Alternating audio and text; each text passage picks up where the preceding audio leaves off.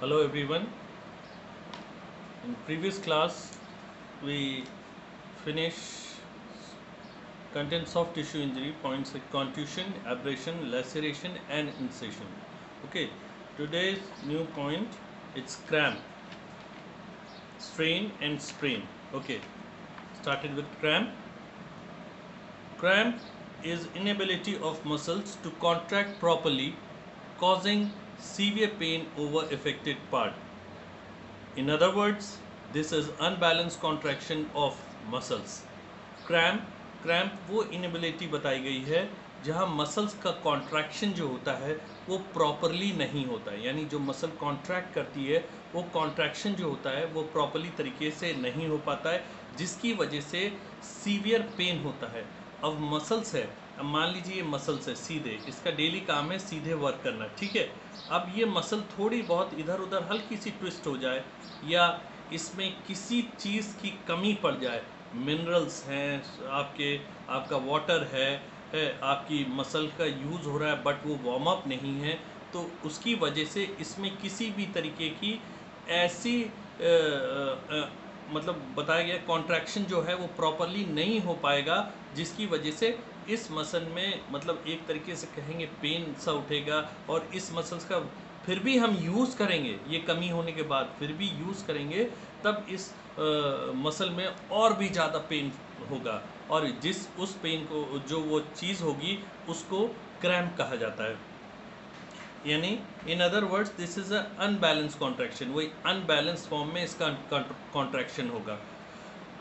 The causes of the cramp are due to over straining और over use without rest, यानी वही मैंने बताया इसका एक कॉजेस, इसके मेन कॉजेस यही होते हैं जब आप इसका ओवर यूज़ कर लें, हद से ज़्यादा इस्तेमाल कर लें। अगर हमने जब थकान होती है, जब हम कहते हैं आज हमने बहुत काम कर लिया है, अब हमसे काम नहीं हो पा रहा है, क्यों? क्योंकि वहाँ मसल्स जो हैं आपकी इतनी थक चुकी होती हैं, इतना ज़्यादा आप उसका ओवर यूज़ कर चुके होते हैं कि अब उसमें काम करने लायक, कोई भी वर्क करने लायक उसके अंदर कोई भी क्षमता नहीं होती है, जिसके कारण हम उस काम को बस सोचते हैं कि अब स्टॉप कर दें, अब हम नहीं कर पाएंगे, क्योंकि आपने उस मसल्स का ओवर यूज़ कर लिया, मसल अंदर से थक चुकी हैं, उसका कॉन्ट्रैक्शन सही तरीके से हो नहीं रहा है। हो सकता है अगर तब भी आप काम करें तो वो काम गलत तरीके से करने पे आपको इंजरी हो जाए, क्योंकि आप थक चुके हैं एकदम से। Without rest, loss of body water, यानी आप काम करते हैं without any rest, loss of body water, water की कमी होना, शरीर में पानी की कमी होना, वो भी मसल्स पे बहुत बड़ा इफेक्ट डालती है। आप काम करते रहें लेकिन थोड़े थोड़े अंतराल पे आप पानी ज़रूर पीते रहें, यानी आपको जैसी महसूस हो कि हमें प्यास लग रही तो उसको ये ना सोचिए थोड़ी देर बाद पी लेंगे, नहीं, बॉडी के अंदर से वो नीड आई है, उस नीड को पूरा करिए उस पानी को, तभी आपकी मसल जो है प्रॉपर तरीके से वर्क कर पाएंगी। मिनरल्स पहुंचते पानी से, उस मिनरल्स की वजह से मसल का सही से कॉन्ट्रैक्शन हो पाता। मसल्स में मिनरल्स का पहुंचना भी बहुत ज़रूरी होता है। ओवर स्वेटिंग, बहुत ज़्यादा पसीना आ रहा है, ठीक है, लेकिन फिर भी आप पानी नहीं पी रहे, तो स्वेटिंग से आपका पानी तो निकलता जा रहा है लेकिन आप पी नहीं रहे, यानी जो पानी पीना है और पी के काम करके उस पसीने के थ्रू वो बाहर होनी है, तो पसीने के थ्रू तो बाहर हो रही है लेकिन आप पानी नहीं पी रहे हैं, तो उसकी वजह से क्या होगा, शरीर से पानी की कमी जो है वो होती चली जाएगी, मिनरल सॉल्ट आपके अंदर सब कम पड़ने लगेंगे। या आप एक्सट्रीम बैड वेदर, क्लाइमेट बहुत ही ज़्यादा एक्सट्रीम ऐसा हो जिस समय आपको ये चीज़ करना ही नहीं चाहिए, बहुत ज़्यादा गर्मी है, मान लीजिए हद से ज़्यादा गर्मी है और बाहर जो है गर्म हवा जिसे लू कहते हैं वो चल रही है, हीट स्ट्रोक हो सकता है, हीट स्ट्रोक होने की वजह से आप फेंट हो सकते हैं, ठीक है।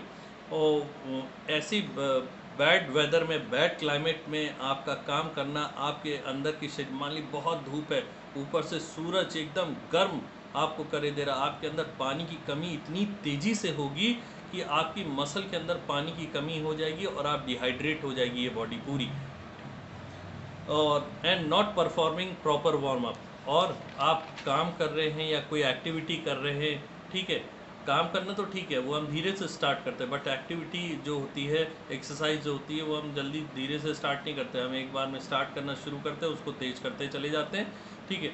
वहाँ पर उससे पहले किया हुआ जो वार्म अप होता है वो हमने नहीं किया, तो इसलिए प्रॉपर वार्म अप करने के बाद भी आप एक्सरसाइज एक्टिविटी जो भी होती है वो स्टार्ट कीजिए, इवन जिम में भी आपकी जो होती है। इसके फर्स्ट एड मैनेजमेंट क्या है? क्रैम्प के फर्स्ट एड कैसे मैनेज किया जा सकता है ये cramp? Complete rest to the affected individual. आप उस इंडिविजुअल को जो इस क्रैम्प से जिसको किसी भी पार्ट में क्रैम्प हुआ, उसके पैर, हाथ, उंगलियों में, व मसल्स में, तो उसको प्रॉपर रेस्ट करने के लिए बोला जाए, तब ये धीरे धीरे ठीक होता है। सही से पानी पिएं, आप सही से ग्लूकोज लें बॉडी में, तब ये ठीक होता है। Drink sufficient water, preferably salty lemon water और जूस। अक्सर जो होता है जब हमारे अंदर इस तरीके की कमी आती है, मान लीजिए बॉडी जब डिहाइड्रेटेड हो जाती है, हमें डिसेंट्रीज वगैरह हो जाती है बहुत ज़्यादा, तो हम लोग सबसे ज़्यादा क्या कहते हैं, हम लोग ग्लूकोज पीते हैं, शिकंजी जिसको हम पैकेट में इलेक्ट्रॉल के रूप में और एनर्जॉल के रूप में जानते हैं, इन चीज़ों का सेवन करते हैं, क्योंकि उसमें आपकी कहीं ना कहीं लाइम होता है, आपका सॉल्ट होता है जो कि बॉडी में पहुंचना बहुत ज़रूरी होता है, थोड़ा शुगरी पार्ट होता है, शुगर होता है वो, यानी ग्लूकोज जिसे कहते हैं, वो आपके बॉडी में पहुंचना बहुत ज़रूरी होता है। ऐसे समय में हमें शिकंजी जो हम नींबू, नमक और चीनी से बनाते हैं, वो बहुत ही ज़्यादा फ़ायदेमंद होती है और वो नेचुरल होती है हर चीज़, ठीक है। तो ये चीज़ें हमें ज़्यादा इस्तेमाल करना चाहिए ऐसे समय में, क्योंकि जब भी हम प्रोलॉन्ग एक्टिविटी करते हैं, जब भी बहुत देर तक करने वाली एक्टिविटी होती है, तो ऐसे समय में हमें बॉडी में नॉर्मल पानी तो अच्छा है, लेकिन साथ में अगर हम ग्लूकोज वाटर वगैरह ये ग्लूकोज ले तो हमारे लिए बहुत ही अच्छा रहेगा। बॉडी के अंदर हमारी एनर्जी जो है वो बहुत अच्छी बनी रहेगी, जैसे हम स्टार्टिंग में एनर्जी थी वैसे ही ऑल टाइम एनर्जी बनी रहेगी, क्योंकि ग्लूकोज आपकी बॉडी में ख़त्म नहीं हो ख़त्म आप होने नहीं देंगे। ज़्यादा स्वेटिंग भी होगी तो आप ग्लूकोज ले रहे हैं, पानी भी पी रहे हैं, तो ये आपके लिए ज़्यादा अच्छा रहेगा जब भी आप प्रोलॉन्ग एक्टिविटी करें। Massage over affected part after some time. जो इफेक्टेड पार्ट है जहाँ पर क्रैम्प हुआ है वहाँ पर थोड़ा मसाज करें हल्के हाथों से, बहुत ज़्यादा टाइटली नहीं, हल्के हाथों से बहुत जेंटल मसाज दें उस इफेक्टेड पार्ट पे। If pain is more, apply ice or cold compression for some duration. अगर पेन बहुत ज़्यादा है तो वहाँ पर कुछ समय के लिए आइस कंप्रेशन उस जगह पर देना चाहिए, ताकि वो जो है पेन वाला पार्ट जो है वहाँ पर जो बहुत ज़्यादा पेन हो रहा है वो पेन जो है धीरे धीरे ख़त्म हो। कुछ समय के बाद ये आइस कंप्रेशन देना बहुत ज़रूरी होता है। Preventing over exertion of muscle in excessive hot और कोल्ड क्लाइमेट। कोशिश करिए, प्रिवेंशन लाइए, जब भी बहुत हॉट और कोल्ड क्लाइमेट होता है तो मसल्स की जो क्षमता है, जो उसकी ताकत है, उसके पार उसको मत ले जाइए, ठीक है। अक्सर ऐसे समय में ले जाने पर आप सोचेंगे कि ठीक है, गर्मी में तो ये ठीक था कि गर्मी में सर बता रहे हैं कि बहुत ज़्यादा हॉट होता है, शरीर में पानी की कमी पड़ जाती है, लेकिन ठंड में ऐसा क्या होता है? ठंड में तो ये चीज़ नहीं होती भी, ठंड में भी होता है, क्योंकि ठंड में मसल्स जो होती है वो आपकी ठंडी रहती है, वो हीट नहीं रहती है। आप एकदम से घर के अंदर से निकलते हो या बाहर काम करने के लिए आते हो, एकदम से गर्म से ठंडे में आते हो और वो मसल्स के ऊपर सबसे ज़्यादा फ़र्क पड़ता है। एकदम से ठंडी मसल है और आप एकदम से काम करने लगे तो मसल्स की स्ट्रेचेबिलिटी होती है उस समय बहुत अच्छी नहीं होती है ठंड के मौसम में, ठीक है, उसकी फ्लेक्सिबिलिटी उतनी अच्छी नहीं होती। सबसे पहले क्या होता है, जब ठंड हो लग रही होती है हम लोग ऐसे ऐसे करते हैं, ठीक है, हाथ थोड़ा ऐसे ऐसे करते, क्यों करते हैं? बॉडी को गर्म करने के लिए, मसल्स को खोलने के लिए। ये बॉडी गर्म कैसे होती है? जब इस मसल्स का वर्क करते हैं, इस मसल के वर्क की वजह से ही ये मसल जो होती है हीट पैदा करती हैं। जब ये हीट पैदा करती है तब हमें जाकर लगता है महसूस गर्म हो रहा। तो आपको ठंड के मौसम में भी जो है वो अपनी मसल्स को थोड़ा गर्म करने के बाद ही तब आप किसी काम पे लगिए, और बहुत ज़्यादा काम उससे मत लीजिए। थोड़ा काम लीजिए, रुकिए, रेस्ट कीजिए, फिर थोड़ी देर बाद करिए। एक बार में आप किसी काम को मत करिए। नेक्स्ट अब होता है क्रैम्प के बाद है आपका strain. Strain, this injury is also named as muscle pull. Strain भी बड़ी ही बोला जाए तो सीरियस इंजरी होती है। It is the injury the muscle are overstress or overstretch और वायलेंट पुल। ये जो इंजरी बताई गई है ऑल्सो नेम्ड एज मसल पुल, जहाँ पर मसल पुल हो जाती है, और ये जो होती है मसल्स के ओवर स्ट्रेस की वजह से होती है, ओवर स्ट्रेच की वजह से होती है, और जब मसल में किसी तरीके का वायलेंट पुल हो जाता है, मतलब खिंच जाती मसल, बहुत तेज़ी से वायलेंट पुल हो गया, किसी झटके से खींच दी, पता चला हमारी मसल्स खिंच गई ओवर पुल की वजह से। ओवर स्ट्रेच यानी खिंचाव, जो मसल का जितनी स्ट्रेच होनी चाहिए काम करने में वो एकदम से उससे ज़्यादा हो गई, तो ओवर स्ट्रेच की वजह से हो जाएगी। ओवर स्ट्रेस, काम जो आप कर रहे हैं वो हद से ज़्यादा कर रहे हैं, मसल की क्षमता के बाहर आप काम करने लगे, ठीक है, उस क्षमता को, जितनी उसकी क्षमता थी उस क्षमता से ज़्यादा काम कर लिया, तो ओवर स्ट्रेस की वजह से स्ट्रेन हो सकता है। In other words, this is caused by the violent stretch of muscle beyond its normal limit। वही मैंने बताया ना, beyond its normal limit के हिसाब से मसल्स जो है वो ज़्यादा स्ट्रेच हो गई। मसल स्ट्रेच होनी चाहिए थी मान लीजिए यहाँ से यहाँ तक, लेकिन वो आपने लिमिट क्रॉस करके वो यहाँ तक कर दी, तो ये वायलेंट पुल भी हो गया आपका, ओवर स्ट्रेच भी हो गई, ठीक है, तो इसकी वजह से भी स्ट्रेन आता है, और स्ट्रेन काफ़ी पेनफुल होता है, बहुत ज़्यादा पेनफुल होता है। In strain injuries muscle fibres get damage or ruptured. Muscles strain injury में क्या होता है, मसल फाइबर जो हैं वो डैमेज हो जाते हैं, जो फाइबर होता है जिसकी वजह से मसल्स हमारी जुड़ी कनेक्ट होती हैं वो डैमेज हो जाते हैं या रैप्चर हो जाते हैं, फट जाती हैं, ठीक है, अंदर से, और वो बहुत ही मतलब माइनर रूप से फटती हैं, लेकिन उसका जो पेन होता है वो बहुत एक्सट्रीम होता है। आप देखिए एकदम से पैर मुड़ता है, उसके 10 मिनट बाद का दर्द आप सोचिए किस तरह होता है, उस मोच का ही दर्द। It causes acute pain around the affected part, loss of function of injured muscles, local inflammation and swelling over the affected part। अब आप देख लीजिए आपका पैर एकदम से मुड़ जाता है, जब थोड़ी देर बाद क्या होता है, उस पैर को आप थोड़ी देर बाद क्या 2-4 घंटे बाद ही आप देख लीजिए उस जगह पर स्वेलिंग हल्की सी हो जाएगी, और उस जगह को आप छू नहीं पाएंगे। कोई अगर हल्की सी जेंटल मसाज के लिए भी सोचेगा तो आप छूने नहीं देंगे। तो आप सोच लीजिए उस पैर को आप ज़मीन पे कभी रख के देखिए कैसा लगता है। आप उस पैर को ज़मीन पे नहीं रख पाएंगे। आप जो है अपनी स्लीपर जो है, अगर आप पहनने की स्लीपर को कोशिश करेंगे तो स्लीपर आप सही से नहीं पहन पाएंगे, क्योंकि स्लीपर पहनने भी हमें, जब हम पहनते हैं तो हम अपने थंब और फिंगर्स का यूज़ करते हैं ना पैर अंदर डालने के लिए, तो वो आप उसका यूज़ नहीं कर पाएंगे। चलना तो बहुत दूर की बात है, और उसका जो पेन होता है वो बहुत ही ज़्यादा पेनफुल होता है, बहुत ज़्यादा, मतलब आप समझ लीजिए कुछ लोग रोने लगते हैं, आंसू निकल आते हैं, इतना पेन होता है उसमें। ये तो पैर का है, अगर ये गर्दन वगैरह का, पीठ का वगैरह हो जाता है तब तो समझ लीजिए इंसान लेटने के लिए भी एक जन का सहारा देना पड़ता है उसे लिटाने के लिए, क्योंकि लिटाने पर भी हमारी मसल का कॉन्ट्रैक्शन के थ्रू खिंचती हैं जब वो, तो खिंचती तो हैं, तो उसका दर्द होगा तो हमें एक का सहारा लेना पड़ता, फिर भी हम सही से लेट नहीं पाते हैं। स्वेलिंग हो जाती है। लोकल इन्फ्लेमेशन, उस पार्ट पे लोकल इन्फ्लेमेशन, आपको एक ऐसा लगेगा इन्फ्लेमेशन होता रहेगा जैसे उस पार्ट के चारों एक गर्म सी आग सी जला रखी है, दर्द उस पार्ट के चारों ओर बना है, उस पार्ट के चारों ओर हो सकता है मे बी हल्का सा रेडिश टाइप का, हल्का सा बहुत ब्लूइश टाइप का हो जाए, बहुत ज़्यादा, वो तो डिपेंड करता है कि आपका मसल जो है वो कितनी पुल हुई है, कितनी ओवर स्ट्रेच हुई है, उस पर ये डिपेंड करता है। Now next is sprain. It is the injury of ligament or torn ligament around the joint. It occurs due to over stretching of ligament or twisting of joint. अब sprain और भी खतरनाक है, यहाँ पर लिगामेंट जो होता है वो या तो उस टॉर्न आउट हो जाता है, मतलब लिगामेंट के जॉइंट्स का जो अराउंड वाला एरिया है, या तो वो कहीं ना कहीं टॉर्न हो जाएगा, फट जाएगा, अपनी जगह से हट जाएगा, ठीक है, जो जुड़ा रखता है हमारे जॉइंट को जोड़ने का काम करता है, ठीक है, ये एक रबर बैंड जैसा काम करता है, ठीक है, ये जो होता है कहीं ना कहीं से या तो बहुत ज़्यादा खिंच जाएगा या अपनी जगह से थोड़ा सा टॉर्न हो जाएगा, तो उसकी वजह से ये जो है बहुत पेनफुल होता है। कभी कदार ओवर स्ट्रेचिंग की वजह से, ओवर स्ट्रेचिंग की वजह से एकदम से हम कहीं अचानक चल रहे हैं और अचानक हमने देखा नहीं, एकदम से ज़मीन जो है वो डाउन आ जाती है, एकदम से हम पैर रख के नीचे गिरते हैं, वहाँ हमारा लिगामेंट रैप्चर हो जाता है। मतलब कई ऐसी सिचुएशन आती है जहाँ पर लिगामेंट को बहुत ज़्यादा इंजरी पहुँचती है। कभी कदार लिगामेंट ट्विस्ट हो जाता है।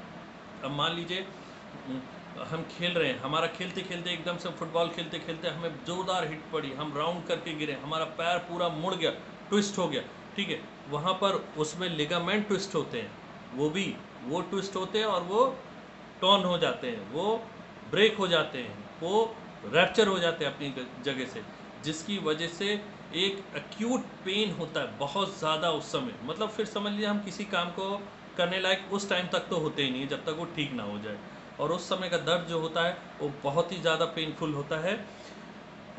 In sprain injury, there is rupture of ligament or tendons. Sprain is very painful and it restrict the movement of joint. मैंने बोला ना अभी यही बात बताई, पेन रिस्ट्रिक्ट कर देता है मूवमेंट को, उस जॉइंट के मूवमेंट को, और आपका मूवमेंट, जॉइंट का मूवमेंट तो रिस्ट्रिक्ट हो ही जाएगा, तो आपका मूवमेंट कहाँ से होगा, खुद का हमारा, तो उस जॉइंट को एकदम रिस्ट्रिक्ट कर देता है। हमारे टेंडन्स लिगामेंट्स होते हैं, यही हमारे जॉइंट्स को रोके रखने का काम करते हैं, इन्हीं की वजह से हम भागते हैं और पैर को वापस पोजीशन में लाते हैं। ये जब अगर इनमें चोट पहुंचती है तो ये जो है हम मतलब ये इतना पेन देते हैं हमें कि हम उस पार्ट को ज़रा से भी हिला नहीं सकते।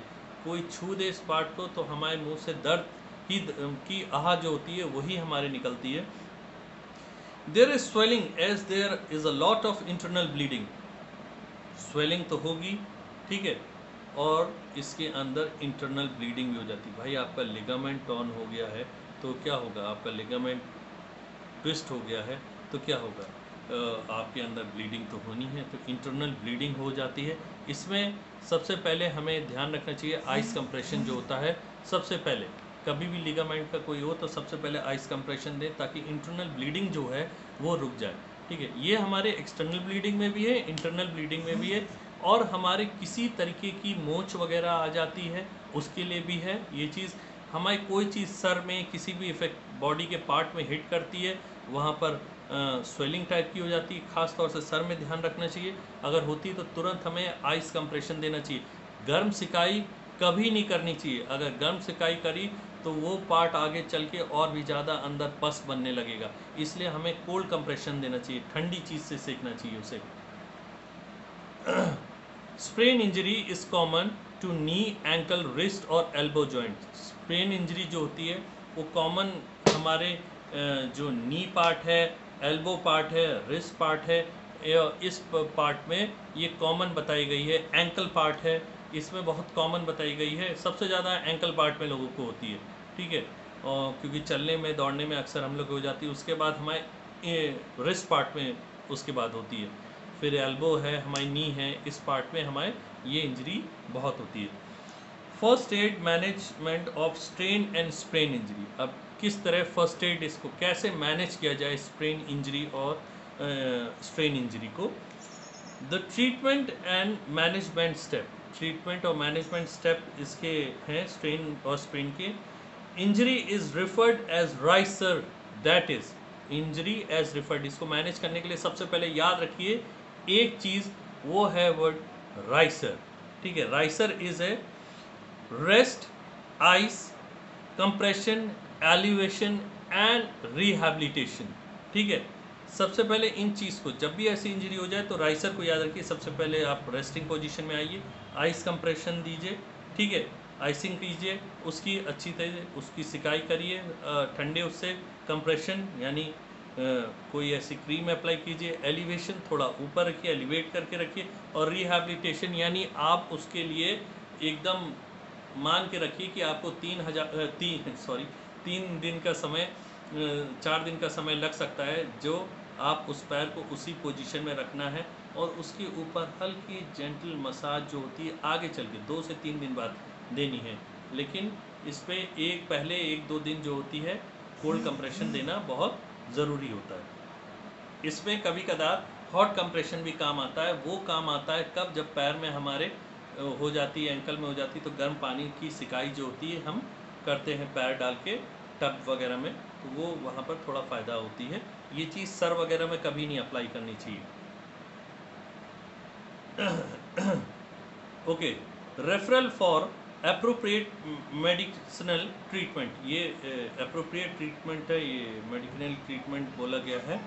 It is also referred as PRICER, which P stands for protection, ठीक है। ये राइसर जो है, प्राइसर भी बोला जाता है, राइसर के पहले P लग जाएगा तो वो प्रोटेक्शन हो जाएगा, प्राइसर बन जाएगा। Rest to player and completely restrict the movement of affected part, player को रेस्ट करना चाहिए और कंप्लीट रिस्ट्रिक्शन देना चाहिए उस इफेक्टेड पार्ट पे। इमीडिएटली अप्लाई कोल्ड कंप्रेशन और ice over the affected part, immediately apply करना चाहिए कोल्ड कंप्रेशन का या आइस का over affected part to stop internal bleeding, यानी आइस का कंप्रेशन देने से अंदर की जो भी अगर इंटरनल ब्लीडिंग हो रही होगी तो वो स्टॉप हो जाती है। Repeat this process for several times after some interval, इस प्रोसेस को रिपीट करना चाहिए सेवरल इंटरवल्स में, थोड़ी थोड़ी देर बाद, 2-4 घंटे के गैप में, ये कंप्रेशन के लिए, आइस कंप्रेशन के लिए। Compression bandage should be applied over the affected part to reduce the swelling, crepe bandage, compression bandage जो होती है उस इफेक्टेड पार्ट पे बांधनी चाहिए। ये इसलिए की जाती है ताकि वो जो इफेक्टेड पार्ट पे स्वेलिंग है वो स्वेलिंग धीरे धीरे हट जाए, ख़त्म हो जाए। Elevate the affected part above the level of heart by splint और सपोर्ट, एलिवेशन जो मैंने उस समय बताया था आपको, तो एलिवेट, पार्ट को एलिवेट करके रखना चाहिए। अगर पैर है तो उसको थोड़ा ऊपर करके अपने हार्ट लेवल से, मतलब उसको लेवल में ना रखिए लेटी, उसको थोड़ा ऊपर करके रखिए और स्प्लिंट और सपोर्ट के थ्रू उसको, या तो स्प्लिंट यानी उठा के रखिए या सपोर्ट के थ्रू उसे लटका के रखिए।